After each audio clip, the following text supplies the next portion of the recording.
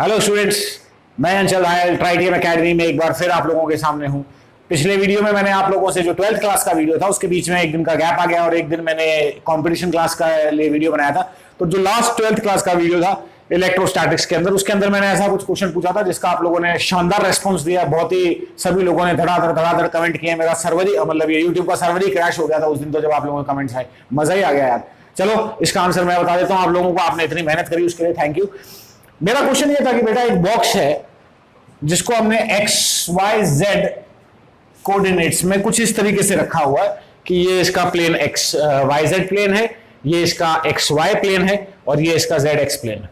ठीक है, मतलब एक इस तरह से क्यूबिकल बॉक्स है A B C D E F G H जिसको हमने रखा हुआ है। अब यहां पे जो आपकी इलेक्ट्रिक फील्ड है वो दे रखी है 2 आई कैप। आई कैप मतलब इलेक्ट्रिक फील्ड किस डायरेक्शन में बच्चों? इलेक्ट्रिक फील्ड है एक्स एक्सिस की डायरेक्शन में। ठीक है, तो एक्स एक्सिस की डायरेक्शन में है। तो अब मैं यहाँ पे आप लोगों को हमें क्या निकालना था, इसमें से फ्लक्स निकालनी है। तो मैंने आपको हिंट दिया था कि इसके हर फेस से अलग अलग फ्लक्स निकाली जा सकती है और उसके हमको टोटल करना पड़ेगा। ठीक है, तो उसके लिए अपन इसको यहां समझते हैं कि मैं सबसे पहले इस फेस की बात करता हूं। कौन से फेस की? ई एफ जी एच। ई एफ जी एच। तो बेटा मेरे को ये बताओ, जैसे मान लो ये मैं आपको अपने इसी हथियार का मैं यूज लेता हूं। ये तो है मेरे पास, ये वाला फेस तो कौन सा है? ये तो है ए बी सी डी। ठीक है, और इससे आगे जस्ट कौन सा फेस है? ई एफ जी एच। और बाकी फेस ऊपर है, नीचे है एंड साइडों में है और इलेक्ट्रिक फील्ड इस डायरेक्शन में जा रही है। तो 3D में आप इसको इमेजिन करेंगे। अब आप मुझे बताएंगे कि सबसे पहले मैं बात करता हूं इस फेस की, ई एफ जी एच। बेटा इस फेस का एरिया वेक्टर किस तरफ होगा? कौन से एक्सिस के अलाउंग होगा? किसी भी बंद सरफेस के लिए एरिया वेक्टर्स हमेशा बाहर की तरफ जाते हैं, तो इसका एरिया वेक्टर होगा इससे नॉर्मल एक्स एक्सिस की तरफ। ये वाली बात सबको समझ में आई या नहीं आई? अगर नहीं आई तो कमेंट सेक्शन में बताना, जैसे पहले तुम लोगों ने कमेंट किए थे वैसे करते रहना, मजा आ रहा है। ठीक है, ये हो गया एरिया वेक्टर। एरिया वेक्टर इस वाले फेस का एरिया वेक्टर किस तरफ है? क्योंकि ये वाला फेस आप 3D में देख रहे हैं, इसमें आपको ऐसे दिख रहा है, लेकिन 3D में इस तरीके से, तो इसका एरिया वेक्टर एक्स एक्सिस की तरफ है। आपकी इलेक्ट्रिक फील्ड किस एक्सिस की तरफ है? वो भी एक्स एक्सिस की तरफ है। तो बेटा यहां पे इलेक्ट्रिक फील्ड और एरिया के बीच का एंगल कितना हो गया? 0। तो फ्लक्स का फॉर्मूला क्या होता है? मैं यहां पे इसको सॉल्व कर रहा हूं।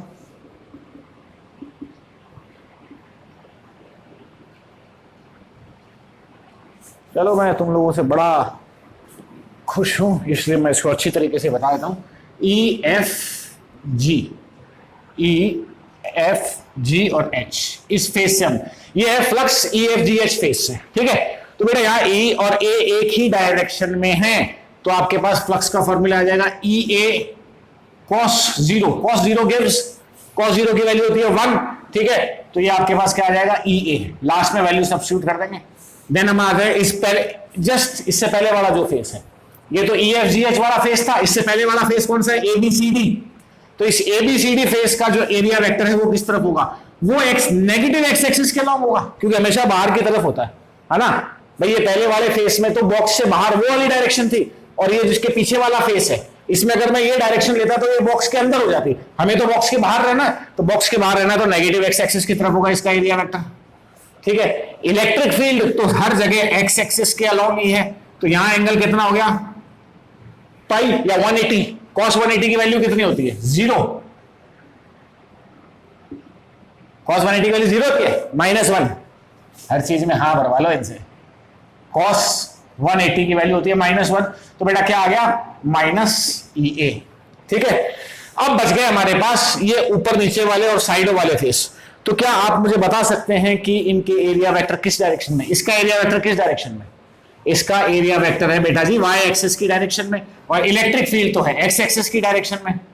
तो टोटल एंगल कितना हो गया? 90 डिग्री। ठीक है, कॉस 90 की वैल्यू कितनी होती है? 0। तो इससे निकलने वाला फ्लक्स कितना हो गया? 0। इस नीचे वाले फेस का एरिया वेक्टर किस तरफ है? नेगेटिव वाई एक्सिस की तरफ। और इलेक्ट्रिक फील्ड किस तरफ है?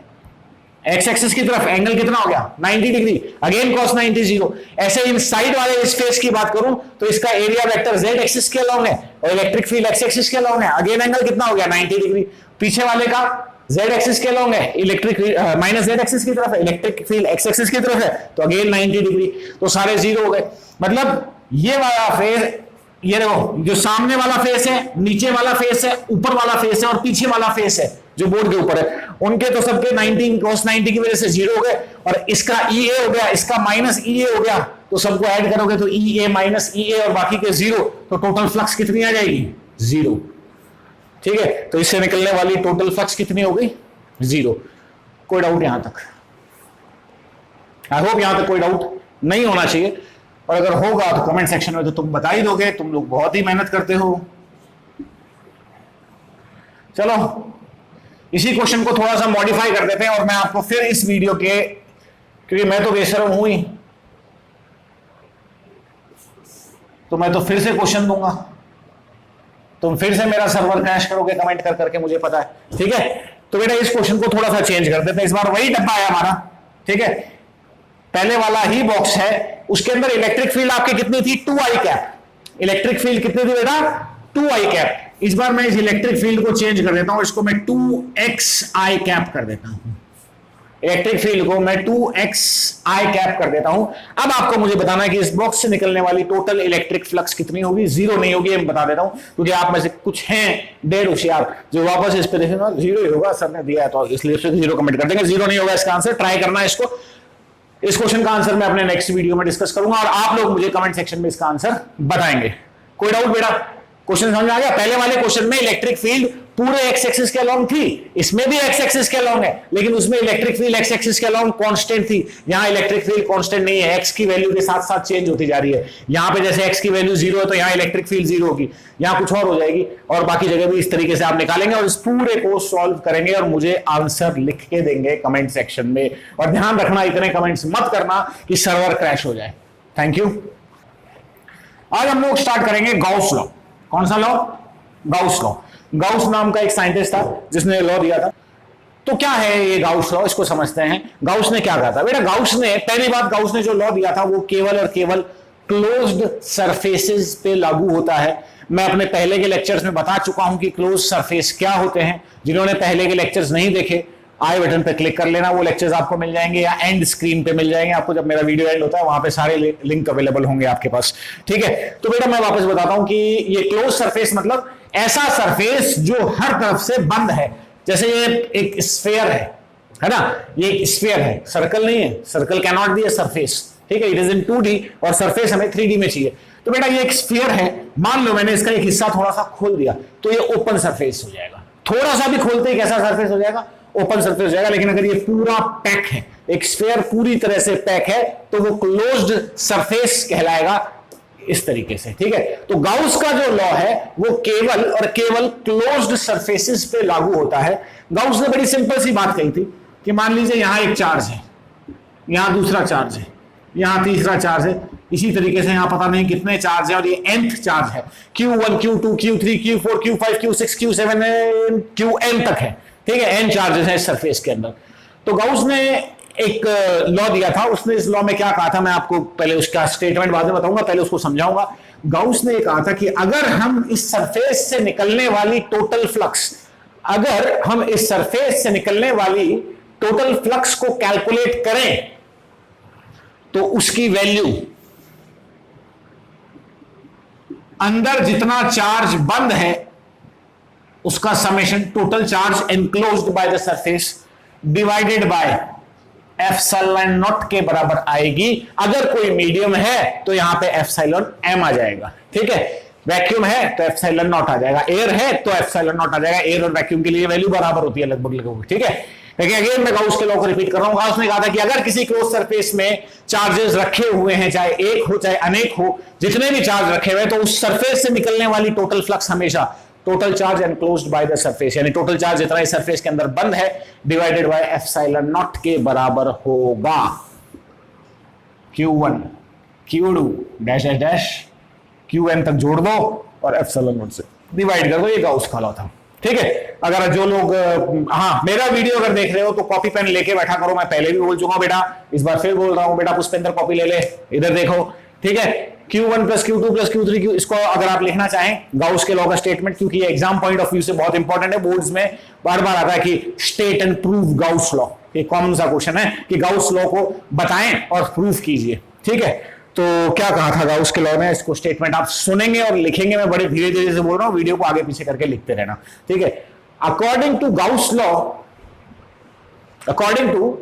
Law, flux through a closed surface, या नेट फ्लक्स कर लेना, net flux through a closed surface is 1 upon epsilon naught times, क्या है, is 1 upon epsilon naught times the charge enclosed by the surface, is 1 upon epsilon naught times the charge enclosed by the surface। कोई doubt यहां तक? चलिए, ये Gauss का law हो गया। अब हम गाउस के लॉ के प्रूफ पे चलते हैं। गाउस के लॉ के किस पे चलते हैं? प्रूफ पे चलते हैं। ये भी एग्जाम पॉइंट ऑफ व्यू से बहुत ज्यादा इंपॉर्टेंट है। सीबीएसई बोर्ड के अंदर ये क्वेश्चन कुछ इस तरीके से बहुत बार आया हुआ है कि state and prove Gauss law, और जैसा मैंने बताया कि सीबीएसई बोर्ड के अंदर क्वेश्चन ऐसा तो आता ही आता है, साथ में उसमें लास्ट में कुछ ना कुछ ट्रांसलेट कर देते हैं, क्वेश्चन के साथ कुछ ना कुछ छोटा सा घुमाव दे देते हैं। तो state and prove Gauss law, और क्वेश्चन के लास्ट में पूछ लिया कि if Coulomb's law was not an inverse square law, if Coulomb's law was not an inverse square law would Gauss law be possible. ठीक है, तो उस क्वेश्चन को मैं समझाऊंगा आपको, पहले ये समझ लो इसका प्रूफ। राजस्थान बोर्ड में प्रूफ से आगे नहीं पूछते, राजस्थान बोर्ड में उतना ही पूछते हैं कि गाउस लॉ को लिखो और उसका प्रूफ बताओ। तो प्रूफ देखते हैं इसका क्या प्रूफ होगा। इसका बड़ा सिंपल सा होगा, एक स्फीयर की कल्पना कर लो, कंसीडर ए स्फीयर। ठीक है, लैंग्वेज आप लोग अपने आप लिख लेंगे, इतने इंटेलिजेंट हैं आप, मुझे पता है, इतने क्या ज्यादा ही हो। तो मान लो एक स्फीयर के सेंटर में हमने चार्ज रखा हुआ है Q। कितना चार्ज रखा हुआ है? Q। ठीक है, तो बेटा इस Q के कारण इस स्फीयर से पॉजिटिव चार्ज है मान लेते हैं, नेगेटिव भी मान सकते हो, ऐसा कुछ नहीं है, लेकिन किताबों ने पॉजिटिव माना तो हम भी पॉजिटिव मान लेते हैं, क्यों टासली करनी है ना। एक चार्ज है Q जिसको हमने एक बंद स्फीयर के अंदर रखा हुआ है। अब हम इस स्फीयर से निकलने वाली टोटल फ्लक्स निकालें, हम इस स्फीयर से निकलने वाली टोटल फ्लक्स निकालें तो क्या होगी। उसके लिए मैं क्या करता हूं, एक छोटा सा, एक नन्हा सा dA एरिया अज्यूम कर लेता हूं स्फीयर के सरफेस पे। जैसे फुटबॉल एक स्फीयर है, उसके ऊपर अपन ने एक छोटा सा एक गोला, फुटबॉल के ऊपर अलग अलग पैचेस बने हुए थे ना, ब्लैक एंड व्हाइट, तो हमने किसी एक पैच को मान लिया वो dA है। मतलब हमने स्फीयर के पूरे एरिया को ना लेते हुए उसके ऊपर से छोटे से एरिया को लिया। हम पहले इसके लिए फॉर्मूला बनाएंगे और फिर इंटीग्रेशन करके पूरे स्फीयर के लिए वैल्यू आ जाएगी। तो इस dA से निकलने वाली इलेक्ट्रिक फ्लक्स आप मुझे बताएंगे। आप तो क्या बताएंगे, मैं ही बता देता हूं। इस फ्लक्स को हम नाम दे देंगे d∅e, और इसको कहेंगे क्या, flux associated with dA, elementary area भी है। ठीक है, इससे पहले थोड़ी बहुत थ्योरी आप लिख लेंगे कि कंसीडर स्मॉल एरिया या कंसीडर एलिमेंट्री एरिया dA। ठीक है, d∅ की बात करें, क्या होगा फ्लक्स का फॉर्मूला, फ्लक्स का बेसिक फॉर्मूला क्या होता है, E डॉट ए। अब एक बात बताओ, ये चार्ज इस स्फीयर के सेंटर पे है, ये चार्ज इस स्फीयर के सेंटर पे है, तो ये स्फीयर का हर पॉइंट इस चार्ज से बराबर दूरी पे होगा या नहीं होगा? बिल्कुल होगा यार, क्यों घबरा रहे हो, ये चार्ज हर पॉइंट से बराबर डिस्टेंस पे होगा। मान लेते हैं कितनी डिस्टेंस पे होगा, r डिस्टेंस पे होगा। हम ये भी मान लेते हैं कि यहां पे इलेक्ट्रिक फील्ड कितनी है, E। अगर यहां E है तो यहां भी E होगी, अगर यहां भी E होगी, यहां भी E होगी, यहां भी E होगी, यहां भी E होगी, यहां भी E होगी, यहां भी E होगी, जहां जाओगे सरफेस पे वहां E होगी। ठीक है, तो यहां पे फॉर्मूला क्या हो जाएगा बेटा, E डॉट, हम किस एरिया के लिए निकाल रहे हैं, dA एरिया के लिए, डॉट dA। ठीक है, कोई डाउट? अब E और A के बीच का एंगल, dA के बीच का, dA जो एरिया हमने सरफेस से माना है, ये सरफेस है फुटबॉल का, इसका एरिया वेक्टर भी बाहर की तरफ है, इलेक्ट्रिक फील्ड भी बाहर की तरफ है, एंगल कितना है, 0 degree, because electric field is parallel to area vector. तो आप इसको लैंग्वेज में लिख लेंगे, मैंने इसको शॉर्टकट में लिखा है, सिंबल्स में, आप लैंग्वेज में लिखेंगे, because electric field is parallel to area vector. तो d∅ की वैल्यू कितनी हो जाएगी बेटा, E dA सिंपली। ठीक है, कोई डाउट? इस E की वैल्यू कितनी होगी, K, यानी 1/4 pi epsilon not Q upon distance का स्क्वायर मतलब r का स्क्वायर, ठीक है, वो हम लास्ट में सब्स्टिट्यूट करेंगे। ये d5 की वैल्यू आ गई हमारे पास। अब मैं इससे निकलने वाली टोटल फ्लक्स की बात करूं, total flux through the surface, total flux through the surface क्या होगा? तो बेटा टोटल फ्लक्स के लिए हमने क्या किया, आपका जो d5 है उसका इंटीग्रेशन कर दिया पूरे के पूरे सरफेस के लिए, तो ये हमें आपका दे देगा total flux through the surface. Integration कर दिया। ये इंटीग्रेशन पे जो मैंने गोला सा लगाया है ये मैं पहले के वीडियो में बता चुका हूं, जो उन्होंने पहले का वीडियो नहीं देखा वो आई बटन पे क्लिक कर लेंगे, जिन्होंने देख लिया उनको याद होगा कि इंटीग्रेशन के निशान पे जो छोटा सा गोला मैंने बिठाया है ये क्लोज्ड सरफेस को डिनोट करता है। आगे चलें, तो बेटा इसको जब आप इंटीग्रेट करेंगे तो क्या आप मुझे बता सकते हैं, ई का फॉर्मूला मैं वहां रख देता हूं तो क्या बन जाता है, 1/4 pi epsilon not Q upon R square dA। इस पूरी टर्म में क्या आप मुझे बता सकते हैं कि कौन सी ऐसी चीज है जो कांस्टेंट है? तो बेटा 1/4 पाई एप्सिलॉन नॉट चार्ज की वैल्यू और सरफेस और सेंटर का डिस्टेंस, ये सारी चीजें कांस्टेंट, और कांस्टेंट का कभी इंटीग्रेशन नहीं होता, तो ये बाहर आ जाएंगे 1/4 पाई एप्सिलॉन नॉट Q और R स्क्वायर बाहर आ जाएंगे, इंटीग्रेशन के अंदर बच जाएगा dA।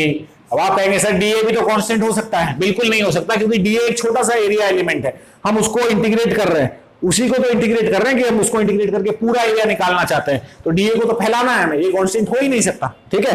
तो बेटा dA का इंटीग्रेशन क्या होगा, dA का इंटीग्रेशन सारे ऐसे छोटे छोटे टुकड़ों को जोड़ोगे, इंटीग्रेशन मतलब एडिशन नहीं होता है, ठीक है, जोड़ोगे तो आपको क्या मिलेगा, स्फीयर का टोटल एरिया।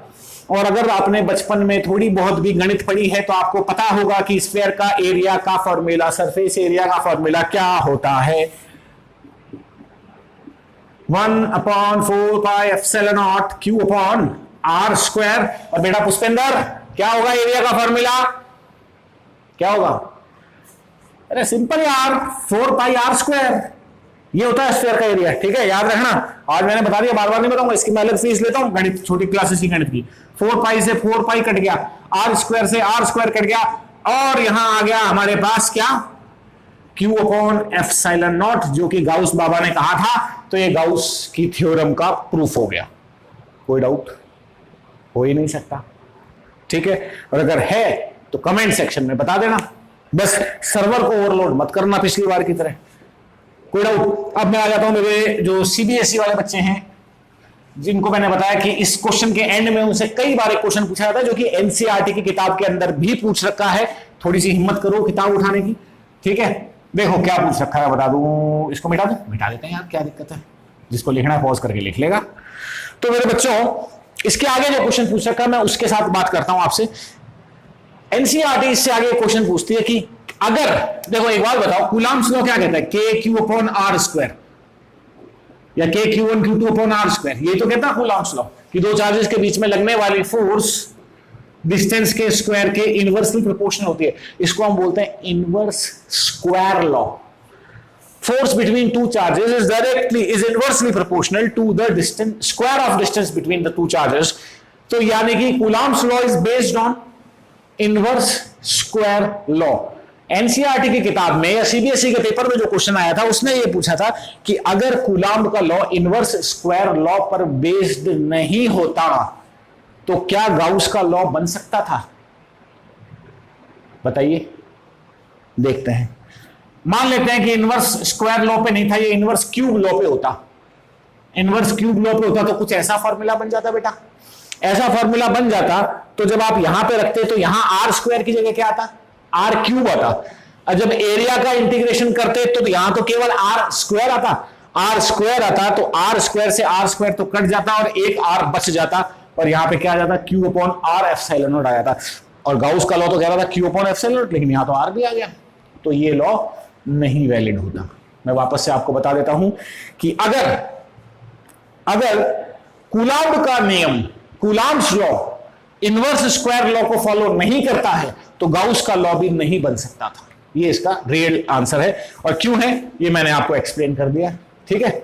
वहां पे आपसे एक्सप्लेनेशन नहीं पूछा जाएगा, और पूछा जाएगा तो आप कर सकते हैं, मैंने आपको अच्छी तरह से एक्सप्लेन कर दिया है। फिर भी कोई डाउट हो तो कमेंट सेक्शन में बता देना, लेकिन सर्वर को क्रैश मत करना, एप्लीकेशन ऑफ गाउस लॉ वाला जो टॉपिक है मैं इसको अपने नेक्स्ट लेक्चर में कवर करूंगा, क्योंकि अब मेरा टाइम लिमिट पूरा हो गया। मैं एक लिमिट से ज्यादा लंबा वीडियो नहीं बना सकता, वरना हम गरीबों के पास इतना ही डाटा है, वो अपलोड ही नहीं होगा वीडियो। जैसे परसों प्रॉब्लम आई थी, मैं तो चाहता हूं तुम्हारे लिए 1-1 घंटे का वीडियो बनाऊं, लेकिन तुम तो यार 30-30 मिनट जो मेरे आधे घंटे वाले वीडियो है या जो 20-20 मिनट वाले वीडियो हैं उनमें ही मुझे इतना निहाल कर देते हो कि मेरी हिम्मत ही नहीं होती कि मैं 1 घंटे का बनाने की सोचूं। तुम्हारी तरफ से रेस्पॉन्स आएगा तब ही आगे सोचा जाएगा, ठीक है। पर बार बार मैं ये बात नहीं कहना चाहता। कमेंट्स करके मुझे बताना अपने रिव्यूज, अपने व्यूज, लेकिन सर्वर क्रैश मत करना। थैंक यू, मिलते हैं नेक्स्ट लेक्चर में।